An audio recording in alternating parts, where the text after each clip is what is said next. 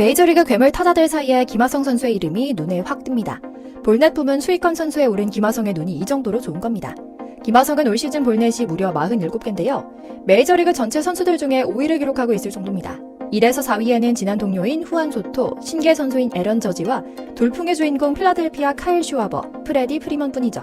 신기한 일입니다. 그동안 김하성은 볼넷에 강한 선수는 아니었습니다. 팬들도 시원하게 빵빵 치는 타구를 기대하기도 했고요. 실제로 볼넷은 대개 거포 유형 장타자들이 많이 얻어내는 기록입니다. 장타에 대한 부담 때문에 투수들이 쉽게 승부를 들어가기 어렵고 조심스럽게 승부하다 존을 벗어나는 공이 많이 나와 볼넷을 주곤 하거든요.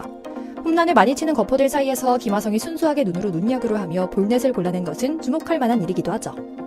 그런데 현지에서 다른 의견이 나왔습니다. 미국 현지 MBC 스포츠는 방송 중 김하성의 진기한 기록을 언급하며 투수들이 김하성을 견제하기 시작했다. 이번 시즌 타율 자체가 잘 나오지 못하고 있는 것도 같은 논리다. 메이저리그 투수들 사이에서 김하성은 이미 경계 대상 선수다라는 분석을 내놓은 겁니다. 실제로 일부 억가들이 낮잡아봐서 그렇지 김하성도 지난해 17개에 이어 올해 벌써 10개의 홈런을 터뜨릴 정도로 한 방이 있는 선수입니다. 전형적인 거포 스타일이 아니다 싶을 정도죠. 뿐만 아닙니다. 김하성 선수의 6월 기록만 보면 타율이 다시 지난해 수준으로 올랐다는 것을 확인할 수 있는 객관적인 지표도 나왔습니다. 정말이지 여름부터 쫙 달려가는 슬로우 스타터구나 싶은 생각이 드는데요. 오늘은 김하성 선수의 레이스 시작 소식과 함께 이에 대한 현지 반응을 면밀하게 전해드리려고 합니다. 잠시 저희 광화문 브리핑 구독 설정도 부탁드리고요. 김하성 선수는 기본적으로 투수들을 끈질기게 괴롭히는 타입입니다. 타석당 투구수 4.1개로 규정 타석 타자 146명 중 25위로 상위 17.1%에 속할 정도로 짱짱한 선수인데요. 스윙도 쉽게 내지 않을 정도로 인내심 높은 선수기도 합니다.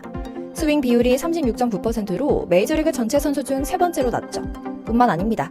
스트라이크 존 스윙률이 54.2%로 가장 낮아 소극적인 성향이 강하다는 해석도 있지만 존을 벗어난 공에도 쉽게 배트가 따라가지 않아 일관성 있게 잘 골라내는 능력이 강하다는 해석이 지배적이죠. 그런데 참 신기합니다. 원래부터 김하성은 이 정도로 눈야구를 하는 선수는 아니었거든요.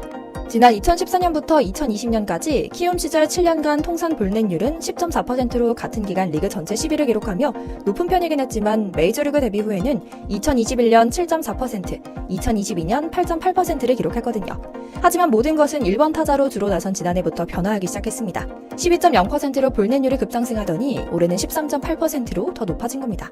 메이저리그 아시아 최다 218홈런 기록을 갖고 있음에도 선구안으로도 유명한 추신수 선수조차 규정 타석 기준으로 김하성보다 높은 볼넷률을 기록한 게 단 2시즌뿐이었을 정도니까요. 그래서인지 김하성은 절정의 눈야구로 앞세워 올 시즌 86경기 타율 2할 2푼 8리, 10홈런, 38타점, 45득점, 47볼넷을 기록하고 있습니다. 타율은 2할 때지만 출루율은 3할 3푼 6리로 1할 이상 높고 OPS도 7할을 꾸준히 유지하며 영양가 있는 플레이를 펼치고 있죠. 중장거리 타격에 출루 능력이 뒷받침된 결과물이고요. 그래서인지 현지 언론에서는 김하성의 지난해 타격폼을 바꾸며 타율을 올렸다면 올해는 눈야구 실력을 올리며 시즌 후 FA 시장에서 높은 평가를 받을 것으로 기대된다. 선구안이 되는 타자는 쉽게 무너지지 않기 때문에 꾸준함을 담보할 수 있다. 타격 슬럼프가 와도 기간을 짧게 가져가면서 꾸준한 출루로 생산력을 유지할 수 있기 때문이다. 이런 타자가 유격수라는 프리미엄 포지션이라면 가치는 더 높아질 수밖에 없다며 극찬하기도 했죠. 김하성은 시즌 첫 한 달 반여 동안 0점 조절을 하고 있었습니다. 공은 좀처럼 잘 맞지 않아 타율이 1할대로 떨어지기 일보 직전이었고 특유의 호수비를 보여줄 기회도 많지 않았습니다. 어떻게든 한국 선수들을 평가해보겠다는 한국인 억가들은 김하성은 유격수 감량이 안 된다, 몸에 맞지 않은 옷을 입고 있다며 욕했지만 김하성 흉은 역시나 보는 사람만 손해인 장사였습니다.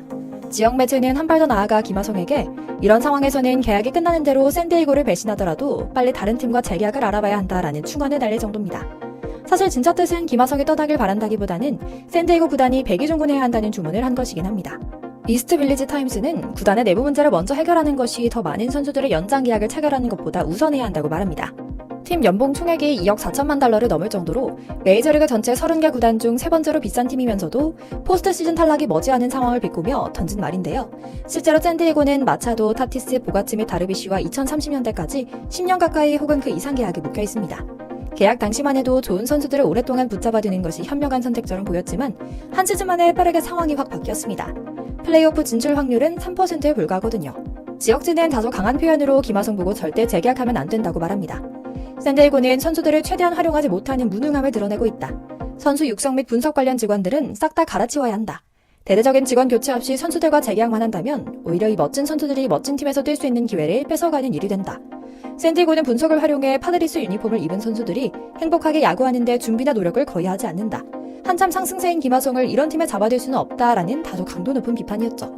기자는 계속해 쉬지 않고 콕 짚어 교체해야 할 부분을 나열합니다. 검증된 베테랑들이 샌디에고에 온 뒤 기대 이하의 성적을 거두는 경우가 종종 있다. 구단 내부에 문제가 있다는 방증이다. 애틀란타, 템파베이, LA 다저스 등 다른 팀에 비해 선수 육성과 분석 수준은 한참 못 미치는 수준이다. 수억불 계약에 힘쓰지 말라. 김하성에 3억불을 줘도 4억불을 줘도 그의 전성기를 빼앗을 뿐이다. 우리는 파드리스 유니폼을 입은 김하성은 원하지만 야구 선수 김하성을 잃고 싶진 않다라고요. 올 시즌이 끝난 뒤 FA 자격을 얻는 김하성에게 2024년은 매우 중요한 시기입니다.